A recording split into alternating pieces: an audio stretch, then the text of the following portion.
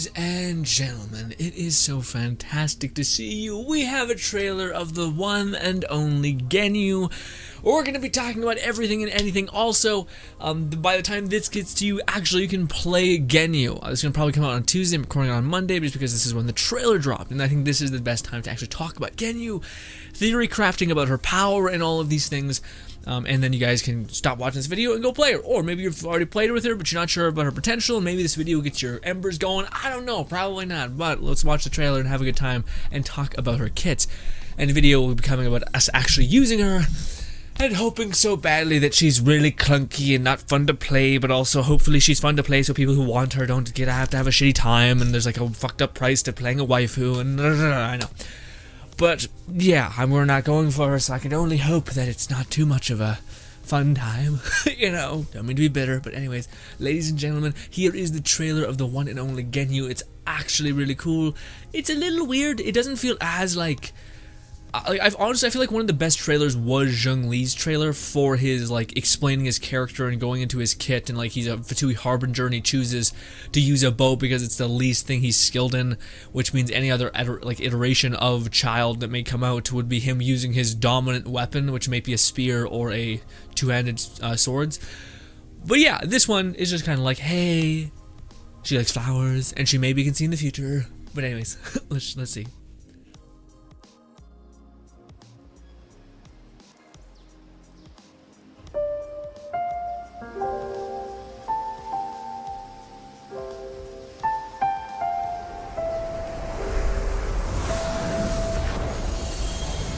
Sweet flower, so called because of its high sugar content. As a food, it's not the healthiest option, but feasting my eyes on it works wonders for my mood. So, I cannot permit you to trample these flowers.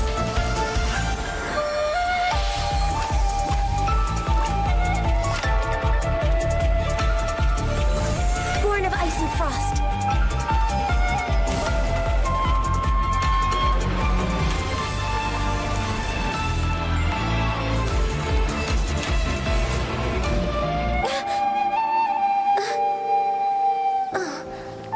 Please don't touch my horns. Oh, careful. Don't sleep by monsters. Huh? So I was asleep? It was just a dream. All hail! Blaze over!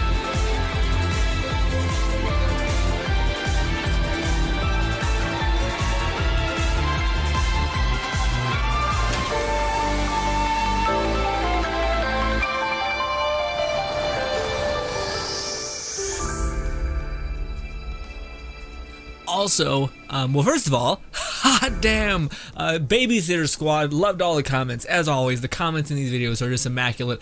It's always like Albedo and Ganyu be the fucking babysitter group of the whole, the only responsible people in the whole fucking districts. Albedo's got to take care of Klee, and she's got to take care of Chi-Chi. With that being said, I will say Ganyu, well, Chi-Chi's kind of chill, but she's an undead zombie that also has an Archon locked in her, or something like that.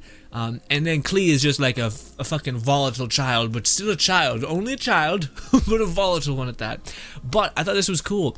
I didn't notice this beforehand, but Genu actually has like it looks like just normal brown eyes, but because she's half Adeptus or something, and this could just be nonsense, but it looks like the Adeptus is like that little purple, like that tingle of like power coming out, which is dope. But yes, let's actually put this on loop because I want to talk about some stuff. Okay, so first things first, are they hinting at that she can see into the future? Because it seems like that's what she has, which is some sort of like go to sleep, vision to the future, all that stuff, which is interesting. Oh.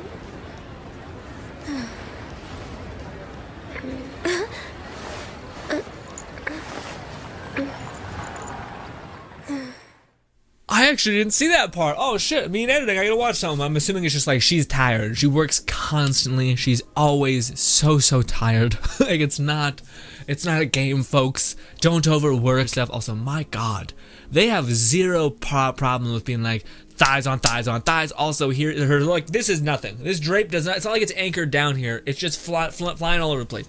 Okay. But yes, as you guys can see, her one main power there. It looks fantastic.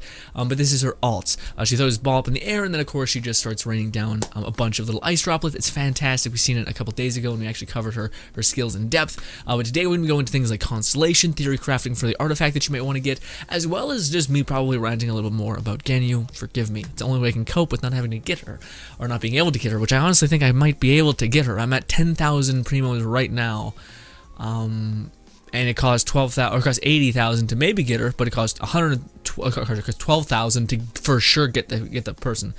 But I still think I need to, again, smartest choice is to go for Xiao, because I need to still like level up materials. I need to spend my resin not on her level up materials, but instead on my previous characters, or just building up my resources again. So unfortunately, Ganyu, I cannot.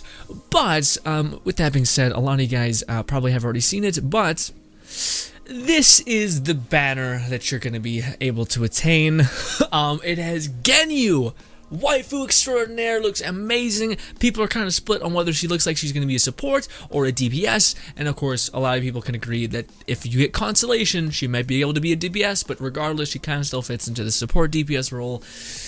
But we'll see. Again, I don't want to jump the gun, but just keep your mind open and be, if you want, yeah, just be open to whatever she might be. If you think she's going to be a DPS, there's not too many things that say, like, she will, of course, be able to hit, like, as hard as a Diluc or a Razor or anything like that. So, temper expectations a little bit. But, she's accompanied with, Water Boy. I keep forgetting his name. But yeah, the one dude who can summon forth water, we played him in a story mission, and I was like, oh, he seems lackluster, but that's also because he's meant to be a support, and they had you playing him as like a main DPS. Weird. But he's also, they didn't have him built. But yeah, he is fantastic at endgame. He scales incredibly well. People are saying that he's one of the best support DPSs in the game, right beside Albedo the likes, and of course Oz and all those things. Then we have two free-to-play characters, and a lot of people are like, boo, or other people are like, well, they're okay with Constellations, so if you're going to go for what's her name, then you're probably going to count Constellations and these and that. And the funniest thing is that we, on stream, were actually talking about this being the outcome, about, except it was worse. It was like, well, actually, it might not have been worse, because we seen that, like, Kaya and some other people were going to be alongside Genu, but come to find out that that I think at this point people actually would be down for Kaya to be there, because Kaya's actually been proven to be a really good main DPS if you want to build him with the new cryo set. So that's surprising. I would have thought Kaya would be like, I'm not upset that I got Kaya, because if I don't have any DPS, I don't like him, but he can be a good DPS. So fuck. But Xiangling and of course Noelle, fantastic characters, but the thing that people are talking about, which I think is the most important, is the core structure of Genshin when it comes to Spiral Abyss and anything like that. Which is, the idea is these are free-to-play characters that the game has given you for free. Now that doesn't mean they're bad, but that means you already have them. And unless there are characters, which they're not, where like the first Constellation can make them amazing, like Albedo. Nope, sorry, like Bennett. Like Bennett. If they're not like that, then what's the draw here? And the other thing, the main thing that people are talking about when it comes to Spiral Abyss, is there is an incredible importance on gaining a mass variety of characters, because you don't know what kind of elemental thing you'll need. Sometimes you'll get stuck with a thing in front of you that's like, man, I really need like a healer, but I can't lose out on DPS. Is there any way I can kind of find a way in between? And then you find a character and like, okay, I need that character. Oh wait, I don't have any primos, and now I gotta spend money. Or maybe you wait for a banner for that character to pop in, or like, yeah, actually this would be some characters I don't have. Sure, let me roll for it, right? Or maybe it's a character that is my favorite main 4-star character, and I want to get Constellation for him. Let's do it, you know? So that's something to note, is that, like, again, having a vast variety of elements and characters at your disposal, whether some of them are like the element that you need, but also they heal you. So you're like, oh, okay, now this fits into Spiral Abyss team, or now this fits into like just my general makeup and what I'm trying to go for, with some sort of elemental synergy, all that stuff. And of course the weapon banner, which I can't find. I thought it would be here, but I guess it's not. What the heck? Regardless, I'll tell you about it. Sorry, I can't find the image to save my life, but it's basically the weapon banner. So first of all, is Genyu's banner worth going on? It's weird, 'cause I would say probably no. Unless you really want Ganyu, then go for it. If you, again, the Water Boy, who is not a free-to-play character and is one of the best support DPSs in the game, fantastic, great. Also, he probably synergizes with Ganyu, causing a complete freeze. But with that being said, I don't know if that's going to be Ganyu's best comp, because we'll talk about her kit in a minute. But anyways, the notion is that, again, those other characters, you already have them, so maybe you love them and they're your favorite character, then absolutely go forth and get them. But otherwise, they're not new characters that you haven't had the chance of attaining, and they're not like the most broken thing ever. Like when Bennett was there, it was a huge deal because he's one of the best healers in the game, and he can buff your damage, and he does fire damage. He has so many things that make him amazing. Whereas Noelle is good, can be viable, but isn't at that place yet. She's Geo, so her elemental resonance is a little fucky. Very few teams are like, oh yeah, I need Geo, but maybe that may change in the future. The weapon banner is actually a bow called the Animus Bow. That's amazing for Genu. It's basically it functions around the idea of you aiming down sights, building up a charge, and then letting it fly, and that of course deals great deals of damage. So that's good. But then, but again, it's 4 stars is kind of what you gotta look at. So yes, the 5-star character may be amazing, and that could be the same thing for Xiao. Except for Xiao, I don't care what's on his banner, I'm probably gonna go for it, just because I don't like holding on to Primo Gems for too long. But also I need a main DPS, so that's my weird situation right now. Like a guaranteed main DPS. The weapon banner has the bow that's meant for Ganyu, and then a sword, a 2-handed sword that is arguably one of the best 2-handed swords in the game, if not the second best, maybe the best, depending on what kind of characters you're rocking. Even gives Wolf's Gravestone a run for its money to some extent. But yes, it's a skyward sword. It's fantastic. It's lovely. Yeah, so again, one of the weapons is really good. The 2-handed sword, fantastic. The bow, it's only really good for Ganyu and maybe Amber, if they ever do update her. And then the 4 stars, which is the thing that you got to look at. Like, the banners are amazing, the 5 stars is interesting, but it's the 4 stars that you're going to be getting a huge, a bunch of, which is why I betted on Zhongli's banner. It's because I loved Razor. Razor was almost more important for me to get him than Zhongli, and I happened to get 8 of them. Lovely. But yeah, because I needed a main DPS, and I like werewolves and monster movies so much, you don't even know. It's crazy how much I like that shit. But there was also a 5-star that I wanted, but also the 4 stars were still good. And the same thing can be said for the weapon banner and even Genyu's banner, where the 4-star weapons in Genyu's banner, or Genyu's weapon banner, where like it's what's coming alongside Genu, they're okay. A lot of them are like mid-tier 4 stars, like if you have them, throw them on if you have nothing else, but they're not like cream of the crop level good, except for one of them. One of them is actually really like desirable. It's called the Sacrificial Sword, I think, but it basically has a chance of resetting your E, which can be huge if you play Chi-Chi, which I have a Chi-Chi, but I'm not spending anything on the weapon banner because it just doesn't quite seem like it's what I need nor want. But anyways, so that is the kind of nitty-gritty for Genu and her weapon banner. I'm sorry I couldn't show you the weapon banner, but again, I think the weapon banner is almost all of the weapon banners are skips, unless you like the 4 stars, the 4-star weapons in the weapon banner, then maybe. But not like, again, the 5 stars, it's got to be a pretty good, like, lined up thing, which the next banner might be. The next banner is coming with a polearm that a lot of people are talking about. It's going to be pretty good, maybe, we'll see. And hopefully the 4 stars are good, but if it's just a 5-star and the 4 stars are shit again, then I'm gonna pass. But also I pass most of, like, again, characters you can get a lot more value out of than weapons, somewhat. I think there is diminishing returns. If you happen to have good characters already, then you don't need more good characters, you know. But anyways, I digress. Let's talk about Genu, because this video is going to be ages if I don't. She's pretty clear and cut how she basically functions, but the things that freaks I think a lot of people out is her base stats right here. So first of all, she has pretty decent base attack, kind of normal, kind of for a bow user, sure. But her base defense is also kind of normal. This is it. Crit damage. So every time you like level up a character, they get a passive bump to things. I think for Razor, it's physical damage. So every single time you bring him up and up and up, he gets physical damage bump, physical damage bump. You guessed it, physical damage bump. And Genu is no different, except she gets critical damage. And that gets all the way up to, let's say, 88%. All right? That's like 80 plus something. It's probably where you're going to be at. 80% critical damage bump is insane. But her base attack seems to be a little bit off, a little bit lacking, from my understanding. And her hit combos don't seem to scale well. If we go to the like 8 is what you most likely will be able to get. Yeah, 54% scaling, 60% scaling, 77%, not crazy. For examples, well, I shouldn't, but like Razor's a bad example. Razor's stupid. I should stop bringing up Razor. But like, yeah, it just doesn't scale well, which was my fear when you see something that has such high crit damage and crit rate.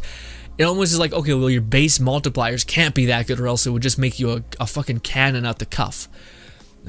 But her aim shot does scale amazingly well, which makes sense. I mean, how this whole thing is supposed to be built with the transient blossom, or not transient blossom, sorry, her aim down shot, snowflake kind of thing. Yes, so that scales much better. You guys can see now it's 348 scaling for her frost flake arrow, and charge 1 already gives you around almost 200% damage buff on your attack. So again, this is a character made to constantly be aiming down sights. If you're not doing that, it seems like you're losing out on a hell of a lot. So again, everyone kind of knew that. Aim down sight, she's that kind of character. But this is something that's really interesting. I didn't really I tried to not talk about it. But again, this is what people are saying, that she's like Amber. I don't really see that she's like Amber, but maybe, to be honest, I don't really play a lot of Amber, but just the way her skills work, she seems like she's more Mona to me. More Mona and like Water Boy, because she just seems to be, at the very least, constantly able to output cryo, which is interesting. But anyways, we've already seen this Lotus, where she basically does this beautiful, like, she's like a figure skater in like the most beautiful way, but she like pops down this locust, and it will pull enemies in, and it detonates pretty damn well. Also, this thing does, I think, distract big ass enemies. And if an enemy hits this thing and it breaks it on immediately, it's gonna blow up, dealing more cryo damage. So this is gonna give you a pretty damn huge opening of just pop, pop, pop.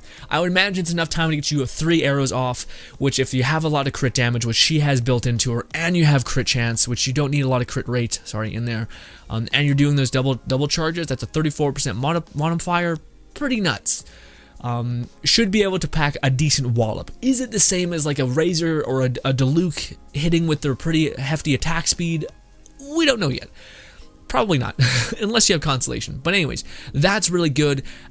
Some people were saying this thing scales pretty well. I mean, it scales at level 8 is 200%. That's not that great, but you do have to consider that this thing hits twice. So it's the deploying of the locust and then the explosion of the locust that does damage. So it's technically 40%, but even then, again, like Albedo and all these other characters scale, I think, a lot better with their percentage, and it doesn't necessarily have this weird like time gap in between. But not a lot of people have the addition of like aggroing enemies.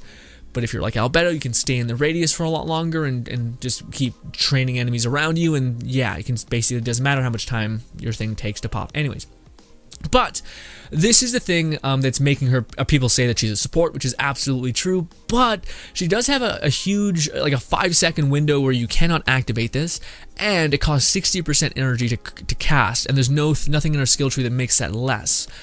So you're gonna hopefully have another cryo character on the team or something, some sort of way of getting her a recharge, anything that allows you to spam this. Again, I think the substats you're gonna want to be going for, if you're going purely on a buffed a support version of her, is crit rate, crit damage. That's just going to be passive. The reason why is because even though these have low multipliers in terms of each one of these little shards that drop, the fact that each one of those, if I'm not mistaken, has a chance to crit, because most alts in the game have a chance to crit, that could be pretty hefty damage, especially if these things are consistently dropping like every second, like boom, boom, boom, boom. That's a good bit of damage. And especially, I think they're AoE based. Yeah, it even says AoE dealing AoE damage. So yeah, her alt, I think, is going to be the thing that people are like, oh, she's going to be really strong, like aiming down sights. And I'm like, dude, I think her alt, if you build her for enough critical rate and damage, and you have a cryo damage and all those things, it's just going to be like a consistent, like, and destroying people. I can't explain it besides anything like that. The more I look at it, the more I think that's what's going to happen with her. But yes, I would build her with crit damage, crit rate, and if I can squeeze some energy recharge in there, I probably would do that too. And again, I would just use the Locust as a way to distract enemies so that you can beat on them with any other of your main DPSs. But who knows, maybe that thing scales more, like, better than I think it does, but I don't think, personally, that the charge arrows, the 3 that it would take you to get that off, is going to be more damage than like just like a Diluc or a Razor or anybody, like people are, and again, we could be wrong on this, but people are assuming that her kind of damage is going to be on Shang Ling's kind of damage, where it's close to Razor. Like not really built Razor, but still. After firing a Frostflake arrow, the crit rate of the second arrow is increased to 20% for 5 seconds. That's pretty solid. So yeah, Celestial Shower grants 20% cryo damage bonus to all active party members.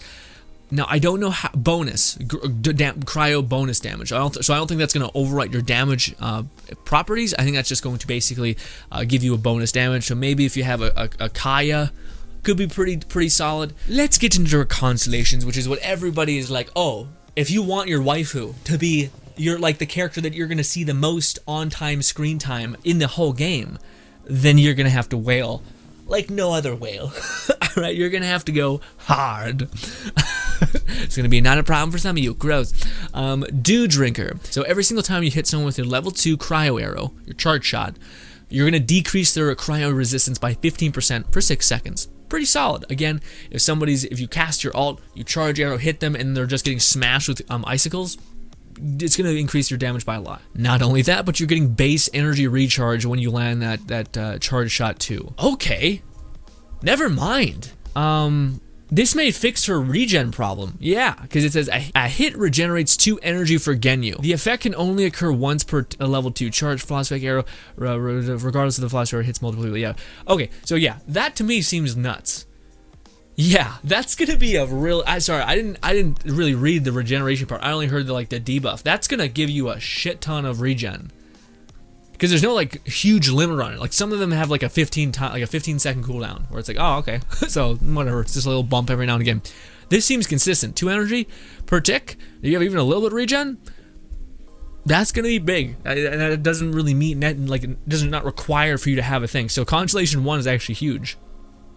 It'll give you an increase to base damage, even if you're like, it's good because it's a support ability too. It makes every enemy, like if you're dealing with a boss or anything, you crack them once with a charge arrow, not only are you going to be weakening their cryo, so when you ult and the icicles are hitting them, you're just going to be melting them that much faster. Regardless, the second of her constellation is now you get 2 transient blossoms, 2 E's, which is huge. Now the E's are on a pretty lengthy cooldown, but now that you have 2 of them, you're going to be able to see how these things play with each other fairly well. Weirdly enough, we're getting actually her ult is the first thing we're getting in terms of an upgrade, which is actually amazing. Because her ult, I think, is where a lot of her power is going to be. Here it is. This one and the last one are pretty nuts, but opponents standing in the AoE of your ult take damage, increased damage. Okay, so if I hit with them with my Frostflake arrow, they're going to take more cryo damage. That's going to stack on this and just hit them. They're going to be getting hit even harder. Okay, sure. And imagine if you have a Zhongli's shield on. Fuck. Okay. This effect strengthens over time. So that means it has a barometer, and I would assume it gets, if you're this deep into Constellation, I would imagine it gets pretty hefty. Like it's going to be dealing good damage to pretty bonkers damage, you would assume. Increased damage taken begins at 5% and increases to 5% every 3 seconds, up to a maximum of 25% more damage. And that's not even accounting the resistance to, or the decrease of cryo resistance that you're going to be hitting people with if you are shooting with her. But anyways, this one just makes her amazing for like utility based. So this one's weird. It makes her good with damage, but it also makes her even better with a support kind of situation, a support build. Also, the effect lingers for 3 seconds after opponents leave the AoE. Yeah, man, that's nuts. So yeah, that's gonna stick around for a while. That's like even if your ult ends, it's still gonna be lingering on them for 3 seconds, and that's pretty hefty considering all you need is like you can basically chain your ults back to back if you have her built right for 5 seconds. Yes, you only need 2 seconds of survive. You only have 2 seconds of downtime. That's not sorry, that's nuts is what I meant to say. Anyways, finally we get our Blossom, our E, can actually be a little bit more powerful now. Cool. Again, doesn't really scale incredibly well, so it's just neat. That's the thing. Using your E auto charges one of your Frostflake arrows. So this is where people are saying that she's going to be a damage dealer. So with all the debuffs happening, where you're just like, you're going to take more damage over time. If you're able to hit someone with your cryo arrow, not only that, but every single time you hit someone with your cryo arrow, you're getting energy back, allowing you to charge your ult even more. And your ult's a huge damage sink for every other thing, whether you want to run her with an Oz or whatever, right? Okay, so here's the thing. You're going to basically use your E and immediately get... So just as you enter into combat with Ganyu, you're going to use your E to get enemies to go fight that thing. Now you automatically can just aim and fire, and you're going to be at a charged attack level 2. Now if you really want to be greedy with damage, you're going to jump, run back right at the enemy's face, drop another Lotus. And now you have 2 Lotuses going, which is like 80 damage, because we said it was 40, or 400, sorry, so 4 plus 4 is 80, or 8, you get what I'm saying. So there's a shit ton of damage now happening, proccing, and you're getting another charge shot, which means you're getting another more energy, and you're gonna pop an ult. Now, if you have your ult going into the combat, you would drop your ult, activate your Lotuses to keep them in the area. There's just gonna be a shit ton of damage happening.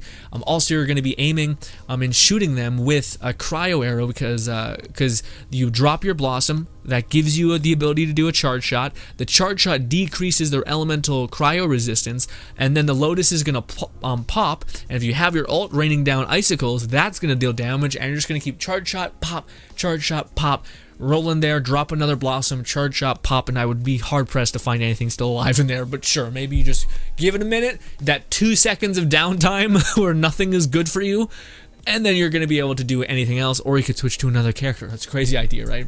But yeah, that's why people are saying this is going to be damage focused.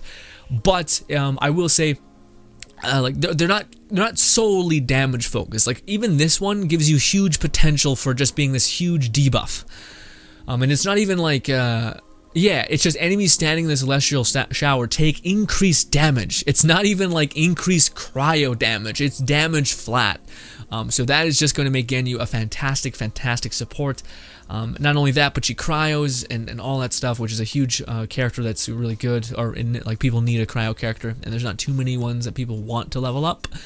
As of her artifact set, it does seem pretty straightforward. Honestly, it seems like this one, the one that you get from completing the world bosses every week. Basically, if you get 2 pieces of it, you get 80% elemental mastery. Again, I think Ganyu is going to be pretty good for elemental mastery because she's constantly outputting cryo. And she has a charge shot arrow that impacts with heavy damage. So how elemental mastery works is it's the person that detonates the combo gets the scaling of elemental mastery. Now, yes, with her ult, she does output so much ice that it might be better to not run so much elemental mastery on her, because she's going to be the thing that is applying the element and not detonating it. But if you use her charge shot, I don't think it'll be that bad. Also, I think if you have 2 characters that are built with high elemental mastery, it's not going to be bad for you. But anyways, the reason why I want this set, though, is because it gives you a 35% bonus on your charge attacks for Catalyst users and Bow users. And again, if you want to use Genu right, you're going to be using her charge attack at any point. Any point you can, you're going to be using her charge attack. Now, the reason why I would say this is good for like if you want to go a damage-ish kind of build, but the reason why I would say that the new cryo set is maybe a bit finicky is because how the cryo set works is person needs to be under the effects of cryo and frozen. So if you add any sort of elemental proc onto an enemy, then it doesn't kind of work that way. It takes away the buff. So that's why Kai is so good, is because he constantly makes a person, at the very least, under the effects of cryo. And if you have a water character, then it can be frozen. But if you have like a melt comp, or if you're using her as a support, this kind of falls apart. Because your support, you're going to throw in an Oz, and that's going to take your cryo dot and turn it into something else. And then the enemy is no longer going to be under the effects of cryo. Unlike Kaya, who's constantly, if you activate his ult, he's constantly outputting cryo, and I guess to some extent she can too, but Kaya's a freak who can just lazy, like never, he has like 1 second of downtime with cryo, and we don't know how her ult regen's going to work just yet, so I don't want to be too crazy about that. But if you have Constellation 1, then this probably won't be a problem. But the idea is you're losing out on the 20% crit. Also, I don't know if she needs crit rate, but yeah, also, again, Elemental Mastery is just good for support capabilities, so I would honestly say Wanderer's Trope seems to be pretty damn good, but I would love to be wrong. But again, I just don't see the icebreaker kind of new cryo set being so good. You do get 15% cryo bonus, which is a lot of the damage that she's dealing, but I don't know. I don't know if that's better than the Elemental Mastery bump, as well as the 20% or the 35% extra damage on your charge shot, which is what you should be doing, rather than the crit rate damage, which is it's only crit rate. It's not like damage. And again, I don't think she's going to struggle too badly with crit rate. But, ladies and gentlemen, that's Ganyu. I don't know. I cannot wait today to jump into the test arena, well tomorrow, but for you it would be today, to jump into the test arena and to see what's up, because man, again, she looks good on paper. I don't think she looks Xiao good. Xiao looks freakish, and that's why I don't want to make a video talking about Xiao, because there's so many things that could potentially be changed. But the reason why it might not be changed is because it seems like Xiao, since conception, was meant to be a really, really selfish DPS. Whereas she is super not, which makes sense. Her character is just not that at all. But the idea that you're going to be summoning forth this like amazing alt, and if you have Constellation, is going to be debuffing enemies, just seems nuts in terms of support capabilities and all that. But yeah, Ganyu is going to be absolutely fantastic. But again, it's weird that they keep making characters that are like some of the community's favorites, and they're not necessarily meant to be the focal point, you know? Like, I would think that a lot of people who like Ganyu want to play her constantly, whereas if she's only meant to kind of pop her E or pop her whatever and leave the battlefield, then that might be it's just kind of a strange ask, you know? But it is what it is. For me, I think it's just, again, I cannot wait to see where she's at. Her ult may be so good that that's the way, she's like a Bido, where like a Bido's alt's so good that that's how damage kind of structurally happens with her utility, not necessarily with her E, which is what we're kind of used to. But we'll see. We'll see. Again, I'm hopeful, really hopeful for the future. I cannot wait to see what some people can do with her. Unfortunately, again, I'm going to be biting my tongue and waiting for Xiao, because I just need one more DPS for Spiral Abyss, because I have literally none. Also, I happen to have Venti, and I think Venti and Xiao are going to be fucking nuts, because the only thing that Xiao struggles with is energy recharge, it seems. And even then, one of the things that Venti does amazingly is do CC damage, but Venti's weakness is that he pulls enemies high in the air, and Xiao can do death from above. So he can basically jump and do a crash down or like a plunge attack constantly, really fast. And that AoE damage, I think, can affect enemies in your swirl, which should make him and Venti just fucked. Simply put, him, Venti, Chi-Chi, and whoever else you want to throw in there are just going to be silly. Silly nonsense. Maybe Zhongli? Probably Zhongli. But also, unlike Ganyu, Xiao looks good as is. Like, Xiao's first two constellations don't look like super heavy. Genyu's first constellation looks like it could fix two problems that you may have, which is the idea that like weakening enemies, as well as giving you a potential method of not needing another cryo character on your team, so that you can just regenerate your ult immediately like really fast. Sounds fantastic. But that's been me, man, chatting your ear off about a waifu, and oh my god, if I had like some sort of like ticket to just become like, just to spend like a monster, just be a ravenous, filthy, a person who could use just like an endless pool of wealth, all that, I would go apeshit, and I would get every character, and I would do daily resin refreshes. But ladies and gentlemen, I am still free to play. Also, I wanted to talk about you guys about the resin thing. I will talk about it probably in another video when it's actually confirmed and out.